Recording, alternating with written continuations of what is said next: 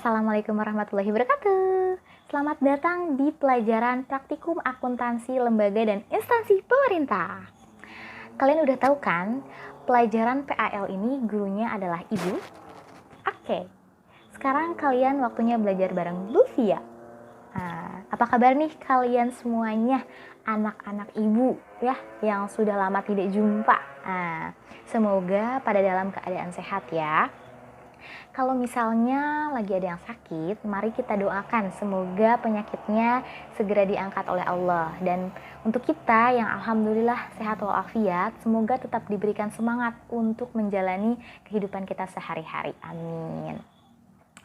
Nah, sebelumnya selamat datang di kelas 11 ya. Tepuk tangan untuk kalian semua. Ya, kita applause dulu. Oke. Sekarang kalian itu udah punya banyak adik-adik kelas ya. Banyak banget adik-adik kelas kalian. Oke, ini adalah pertemuan pertama kita di kelas 11 ya, betul? Ya, bahkan di kelas 10 kita belum pernah ketemu ya. Ya, ini pertama kali kita belajar ya. Dan untuk pertama kalinya Ibu membuat video untuk mata pelajaran PAL ini. Oke, nggak apa-apa ya kalau misalkan sekarang itu belajarnya kita masih di rumah, belum bisa ke sekolah. Tapi mari kita berdoa semoga kita bisa cepat ketemu ya satu sama lain. Oke, pertemuan kali ini kita akan belajar tentang, ada yang tahu nggak? Sekarang kita mau belajar tentang apa? Nah, baiklah, kali ini kita akan belajar tentang akuntansi instansi pemerintah. Nah, kali ini Ibu akan mulai dengan satu pertanyaan yang mendasar. Satu pertanyaan di mana ya, di mana, oke? Ini adalah sebuah tiket. Tiket nih. Kunci identitas kalian sebagai anak akuntansi. Nih ya. Dengerin ya pertanyaannya. Apa itu akuntansi? Oke, Ibu kasih waktu 3 detik. 3, 2, 1. Tetot. Apa itu akuntansi? Nah, jadi pernah nih ya dulu Ibu itu nanya ke beberapa orang. Hey, apa sih akuntansi? Apa sih yang kamu tahu tentang akuntansi? Terus dijawab nih ya. Akuntansi ya. Akuntansi itu adalah hitung menghitung. Ya gitu deh, pokoknya hitung menghitung uang yang gak ada atau uang gaib, katanya gitu ya. Oke, seketika Ibu langsung gitu ya. Jadi selama ini kita itu belajar apa dong? Kalau misalkan jawabannya seperti itu. Bayangkan, kamu adalah anak akuntansi, tapi kamu gak tahu apa itu akuntansi. Masa jawabannya hitung-hitungan uang yang gak ada ya, atau uang gaib gitu kan? Emang bener sih, kalau misalkan kita latihan siklus akuntansi di sekolah gitu ya, emang kita itu ngitungin bukan uang kita gitu ya. Tapi iya, kalau misalkan ditanya apa itu akuntansi, bukan itu jawabannya ya.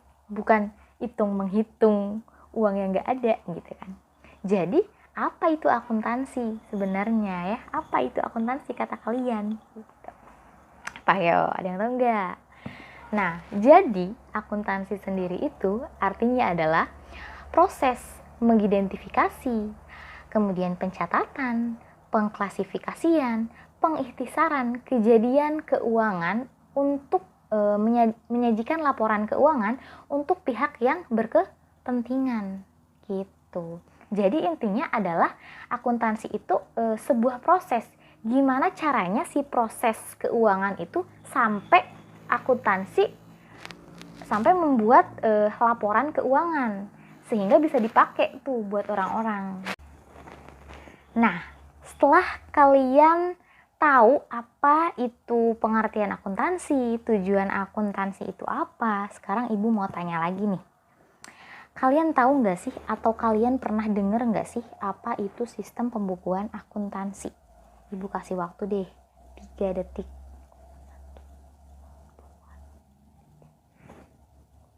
Nah, tahu nggak apa itu sistem pembukuan akuntansi? Apa aja? Oke, pasti ada yang tahu sih ya, Ibu yakin nih. Ya mungkin ingat gitu kan, pernah belajar tentang sistem pembukuan akuntansi. Jadi, sistem pembukuan akuntansi itu gimana caranya kita mencatatnya, ya kan? Nah, jadi ada 3 sistem pembukuan akuntansi yang kita ketahui. Nah, yang pertama itu adalah single entry. Nah, single entry ini adalah sistem pembukuan yang dimana sistem pembukuannya itu tunggal. Bu, gimana sih contohnya gitu kan? Pasti kalian bertanya-tanya gitu kan. Nah, jadi single entry itu ya seperti ini. Nih, kalian bisa lihat ya di sini sebentar ya. Kalian bisa baca dulu. Ini adalah penjelasannya. Nah, jadi intinya sistem ini itu ketika ada transaksi yang dicatat itu hanyalah sebatas kas keluar dan kas masuknya saja. Nah, contohnya misalnya nih ya. Ketika ibu beli mobil misalnya. Nah, harganya itu adalah 1 miliar. Wah, banyak banget ya 1 miliar. Nah, terus bayarnya itu pakai uang cash. Set aja ya ibu kasih itu kan uangnya. Nah, ibu nyatetnya itu hanya uang kas ibu yang keluar aja. Sedangkan mobil yang ibu beli itu nggak ibu catat. Akhirnya ya uang ibu yang ibu catat itu adalah uang yang berkurangnya aja. Nah, jadi apa yang ibu beli? Ya nggak tahu, ya kan? Karena apa? Karena mobil yang kita beli itu nggak kita catat. Nah, yang penting kas ibu itu ya berkurang gitu kan. Ya tadi itu, karena mobil yang kita beli itu nggak kita catat. Nah, gitu. Jadi pengeluarannya itu misalkan kan uang ibu sebelumnya itu misalkan 5 miliar. Terus ibu itu beli mobil nih 1 miliar. Ya udah sisa uang ibu itu ya 4 miliar gitu. Sistem pembukuan selanjutnya adalah double entry. Nah, double entry ini biasa kita kenal dengan sebutan pembukuan berpasangan. Di mana sistem pembukuan berpasangan ini adalah kita mencatat suatu transaksinya itu di 2 sisi, yaitu ada debit dan ada kredit. Nah, ini dia pengertiannya. Kalian bisa lihat di sini. Oke. Nah, jadi double entry ini sendiri adalah cikal bakalnya akuntansi yang ditemukan oleh Bapak Akuntansi. Ada yang tahu nggak nih siapa Bapak Akuntansi? Masa sama bapaknya sendiri nggak tahu ya? Nah, oke. Bapak Akuntansi itu adalah Luca Fascioli dari Italia. Yang mana di konsep double entry ini ada pada buku Summa de Arithmetica. Nah, jadi kalau di sistem double entry ini ketika ada kejadian transaksi keuangan, nah dia itu menganggap ada 2 akun yang terpengaruh. Misalnya tadi ya, ibu itu beli mobil cash 1 miliar. Nah, berarti dampaknya itu, oh iya, uang saya itu berkurang senilai 1 miliar. Dan dari uang itu saya membeli mobil sendiri gitu kan. Nah, terus mobil itu apa? Ya, mobil itu adalah aset. Ya, mobil itu adalah aset. Jadi ada 2 yang berpengaruh, yaitu mobil itu sendiri dan uang cash. Jadi nggak ada yang cuma dicatat 1, yaitu kas doang. Nggak ada.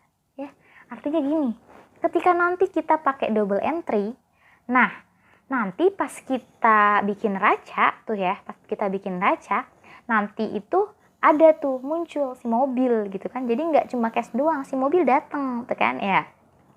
Kalau di single entry, kita itu nggak bakal tahu aset kita itu apa yang udah kita beli gitu kan. Itu nggak akan yang namanya ketahuan gitu kan apa yang kita beli kalau di single entry. Karena apa? Karena cuman dicatat 1 sisi aja gitu, seperti itu. Nah, yang ketiga itu adalah sistem pembukuan triple entry. Nah, triple entry sendiri ini adalah Oke, triple entry ini adalah pengembangan dari double entry. Gitu. Nah, after kita belajar tentang sistem pembukuan akuntansi, kita akan belajar tentang basis akuntansi. Bu, kenapa sih kita itu harus belajar sistem pembukuan dulu? Kita itu harus belajar basis akuntansi dulu. Nah, karena ini itu akan berkaitan dengan akuntansi pemerintahan. Jadi akan nyambung gitu kan. Jadi nanti itu pengetahuan awal yang Ibu bilang tadi, yang sistem pembukuan, kemudian basis-basis ini itu akan berkaitan nanti sama akuntansi pemerintahan gitu. Jadi kalian itu harus tahu dulu apa itu sistem pembukuannya, apa itu basisnya, sehingga kalian bisa nyambung. Tadi kan kata Ibu, nyambung apa yang akan Ibu jelasin nanti gitu. Oke, kita lanjut ya. Jadi kita itu akan belajar tentang basis akuntansi. Nah, ada yang tahu nggak apa itu basis akuntansi? Jadi, basis akuntansi itu ada dua. Yang pertama itu basis akrual dan yang kedua itu basis kas. Nah, kita lihat dulu ya. Ini dia pengertiannya. Oke, jadi Ibu akan jelasin.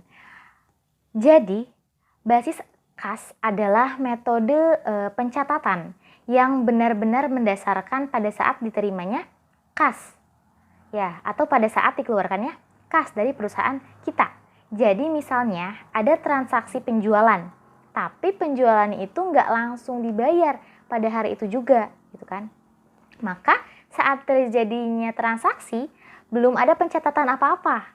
Pencatatan akan dilakukan ketika katakan misalnya itu seminggu kemudian, nah uang itu baru dibayarkan oleh customer kita. Nah, maka itu barulah dicatat sebagai pendapatan.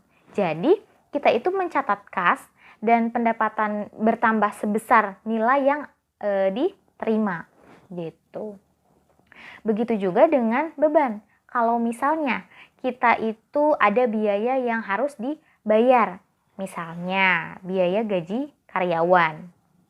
Nah, misalnya setiap tanggal 25 itu mungkin perusahaan harus membayar gaji karyawan ya setiap bulannya. Tapi ketika tanggal 25 itu, misalkan bulan apa gitu kan. Ketika tanggal 25 itu, mungkin kas perusahaan itu lagi tidak baik gitu kan. Nah, sehingga pembayaran itu baru dilakukan di bulan depannya. Nah, maka pencatatan biaya gajinya itu baru dicatat saat uang kas benar-benar dikeluarkan. Nah, gitu. Nah, kalau basis akrual yaitu metode pencatatan yang justru berkebalikan dengan metode cash. Kalau metode akrual tanpa dia itu memandang apakah kas sudah benar-benar diterima atau sudah benar-benar dibayarkan. Tapi ketika transaksi itu sudah terjadi, yang menimbulkan hak ataupun klaim bagi kita atas kas tersebut di masa depan, atau yang memberikan kewajiban bagi kita untuk membayar kas itu di masa depan, maka transaksi tersebut sudah harus dicatat. Baik itu berupa pendapatan, kemudian berupa biaya-biaya, semuanya harus dicatat. Tapi kalau misalnya kita itu mencatat penjualan yang baru dibayarkan di bulan depan, itu tetap dicatat juga saat terjadinya transaksi, atau dengan kata lain, ketika transaksi itu secara hak dan kewajiban sudah berpindah atau bertukar antara pembeli dan penjual. Nah, maka di situ sudah ada pencatatan, terlepas dari pembayaran itu akan dilakukan pada bulan depan. Nah, atau penerimaan penjualan kita juga baru diterima di bulan depan. Nah, gitu. Kita itu tetap harus mencatatnya. Nah, bedanya kalau di basis kas itu, dia hanya mengakui transaksi ketika memang kita itu benar-benar menerima uang atau mengeluarkan uang. Nah, jadi kalau uangnya itu tidak keluar ataupun tidak ada yang kita terima, maka tidak ada pencatatan. Karena apa yang kita dapatkan? Nah, tidak ada yang kita dapatkan kalau di basis kas itu. Jadi perbedaannya itu yang paling mendasar antara akrual basis dan basis kas gitu. gitu. Sampai di sini ngerti nggak? Kalau misalnya ada yang kurang mengerti, bisa kalian kirim kolom diskusi pada kelas maya ataupun bisa di grup WA ya. Nah, sekarang boleh nih kita akan melaju ke dalam akuntansi pemerintahan itu sendiri. Sebelumnya, seperti biasa, Ibu mau tanya dulu nih. Apa sih akuntansi pemerintahan itu? Ada yang tahu nggak apa akuntansi pemerintahan? Jadi, akuntansi pemerintahan itu adalah aktivitas memberikan jasa informasi tentang keuangan pemerintah berdasarkan proses akuntansi. Nah, jadi pemberian jasa penyediaan informasi keuangan pemerintah tapi berdasarkan proses akuntansi. Nah, Ibu bilang, kalau kamu dari awal nggak tahu apa itu akuntansi, bakal kesusahan. Makanya Ibu bilang, kamu itu harus tahu dulu akuntansi itu apa.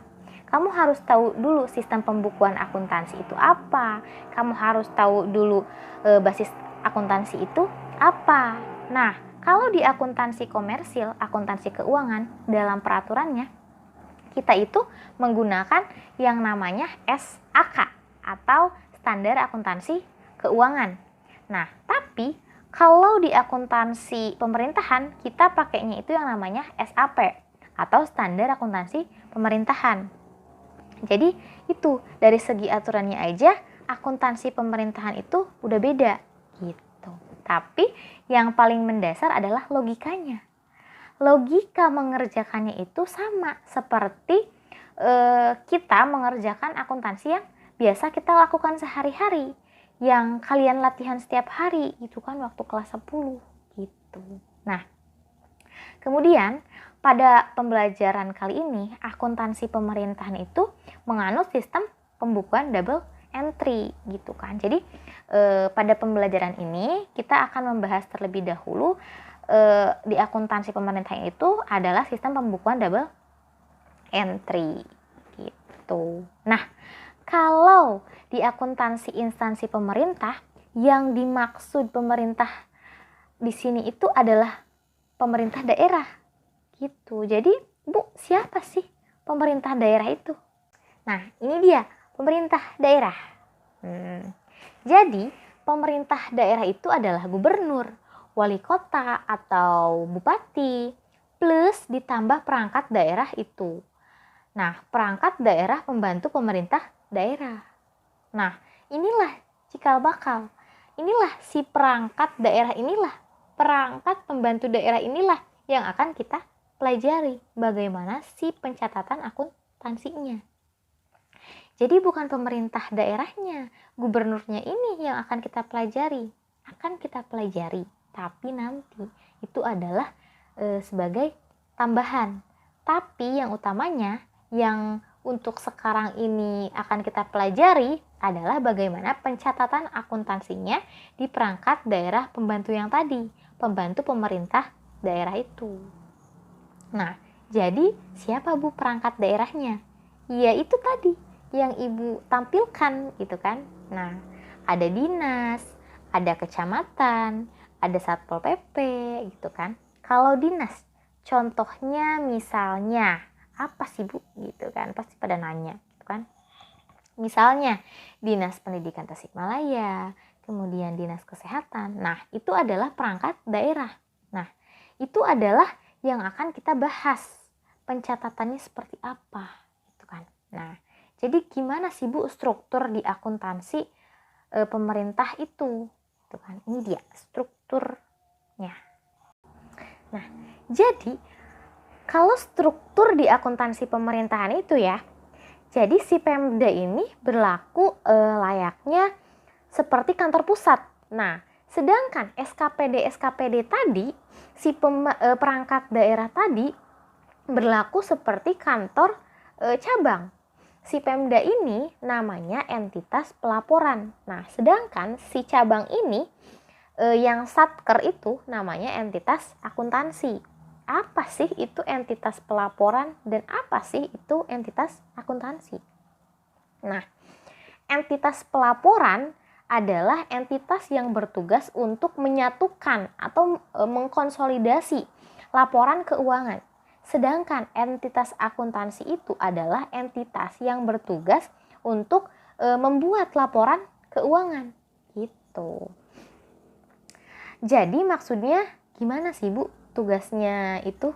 Nah, jadi nanti si Pemda itu seperti gubernur, wali kota, kemudian bupati itu menyatukan laporan-laporan dari dinas-dinasnya masing-masing. Misalnya gini, Bupati Tasik, ya Bupati Kabupaten Tasik, berarti punya yang namanya Dinas Pendidikan Kabupaten Tasik Malaya. Nah, terus punya yang namanya Dinas Kesehatan Kabupaten Tasik Malaya. Nah, mereka Dinas Kesehatan, Dinas Pendidikan itu punya yang namanya laporan keuangan.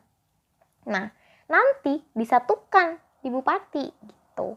Nah, nanti laporan yang disatukan itu adalah laporannya bupati gitu. Jadi, laporannya Kabupaten Tasikmalaya itu tugasnya konsolidate untuk itu. Nah, tugasnya entitas pelaporan itu seperti itu. Nah, karena pemerintah daerah itu dapat uang dari APBD. APBD itu apa sih Bu isinya? APBD dan APBN itu isinya adalah perkiraan. Perkiraan pendapatan dan belanja negara dan belanja daerah.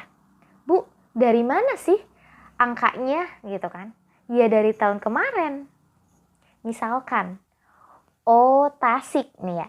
Tasik, Dinas Pendapatan Kabupaten Tasik itu akan mendapatkan APBD tahun 2020 sebesar 1 triliun dari pajak.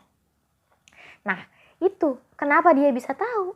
Berarti tahun 2019 dia itu dapat pajak 1 triliun. Oh, berarti tahun 2020 itu bisa jadi lebih dan bisa jadi kurang. Gitu. Karena ada beberapa laporan-laporan yang mungkin menurun gitu kan. Jadi bisa saja berkurang gitu kan. Nah, jadi isinya APBD dan APBN itu adalah perkiraan pendapatan dan belanja daerah dan negara.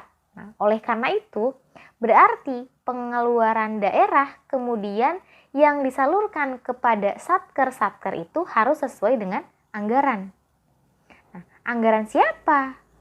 Anggaran yang ada di APBD dan APBN.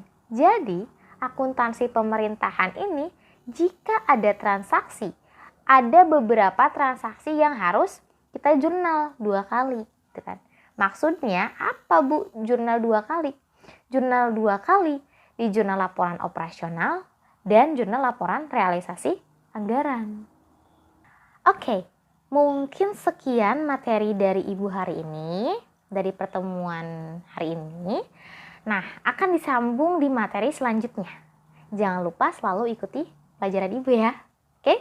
Nah, kalau misalkan kurang jelas, kalian bisa tanyakan kepada Ibu ya. Boleh di kelas maya, boleh juga di grup kelas. Nah, tadi itu kita udah belajar apaan aja sih? Ya, coba kita ulang lagi ya.